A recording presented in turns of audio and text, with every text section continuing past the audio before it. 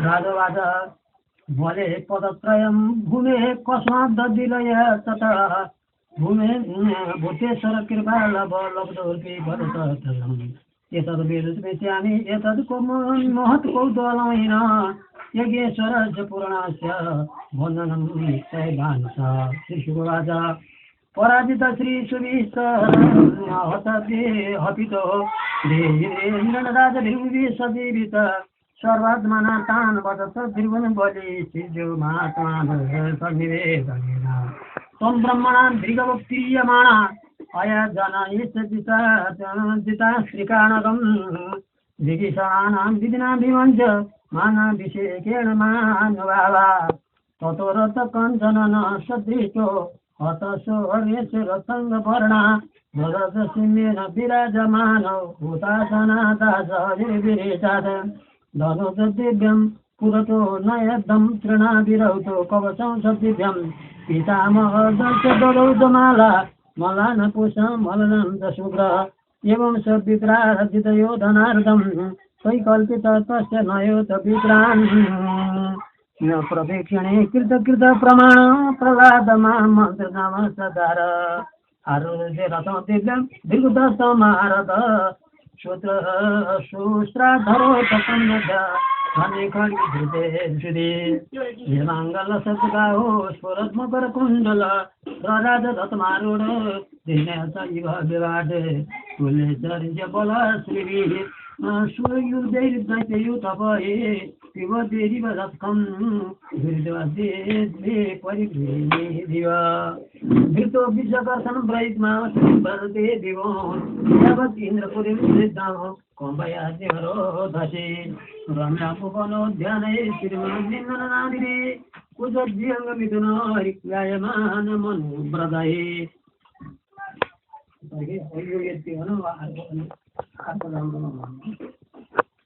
यो श्रीमद् भागवत गीता हो?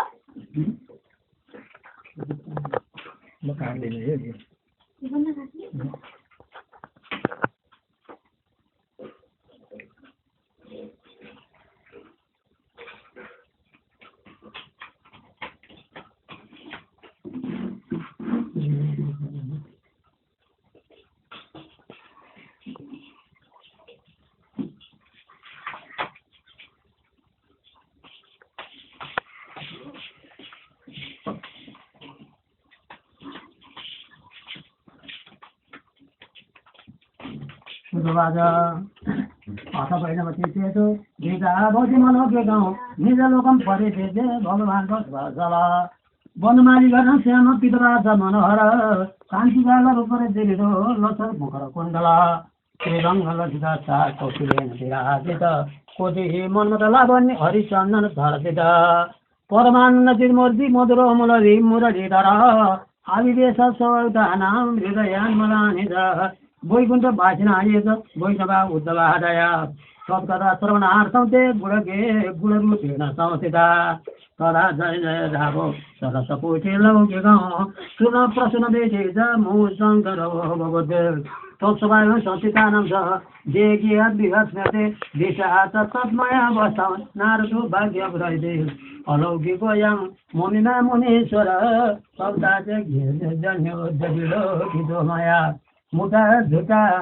मूला सदा ये पशुपक्षिणत्र सर्वेऽपि निष्पावतमा भवन्ति अतो निलोके नास्ति किञ्चित् शोधस्य कलो पवित्रम् अभोगपित्तं च करं तथैव कदा समानं भुविनास्ति मन्यते चान्यते के विशुद्धन्ति वदन्तु मह्यं संसार्येन कदा मयेन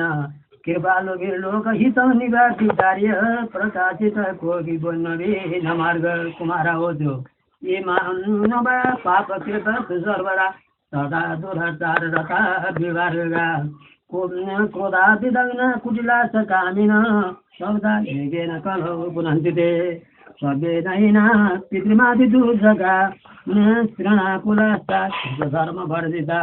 यदम्बिका मन्नपरेण वेहिंसका सौता यज्ञेन कलौ पुनन्दिते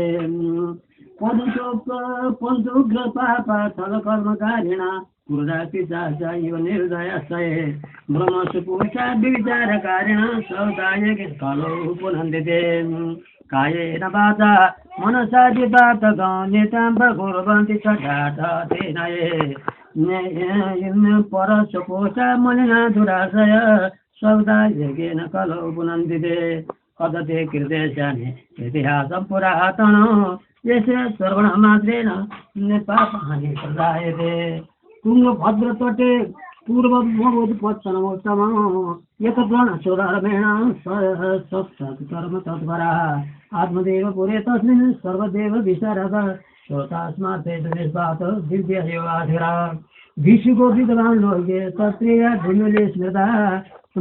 सौभाग्य स्थापित नित्यं सुन्दरी सुकुलोद्भवा लोकवार्ता तराक्रुदा क्रमशो बहुजल्दिगा सुराज गृहकृतेजो कृपणा कलहप्रिया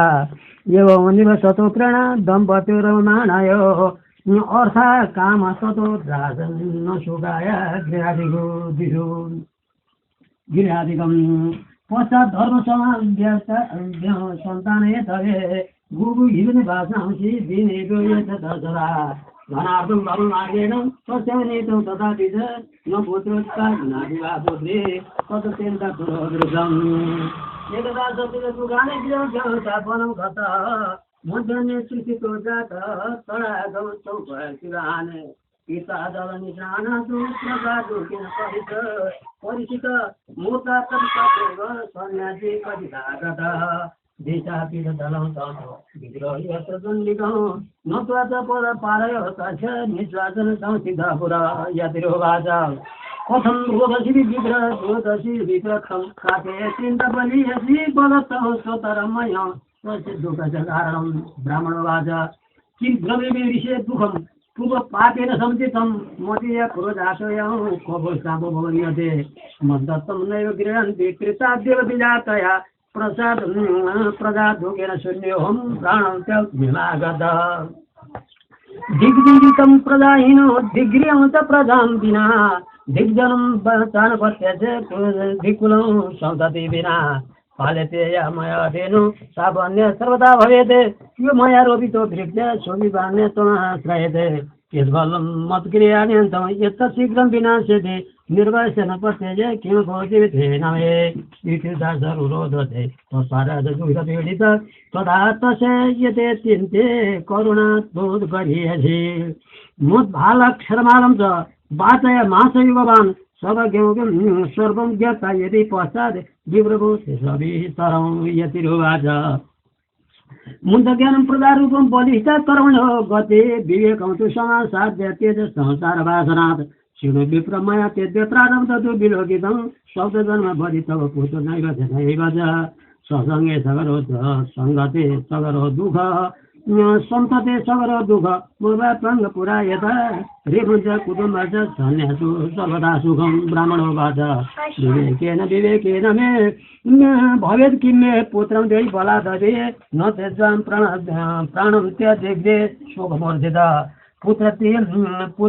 पुत्रादे सुखैनोऽयं सन्न्यास शुष्कये भये गृहस्थ सरसो लोके पुत्र पौत्र समान्वित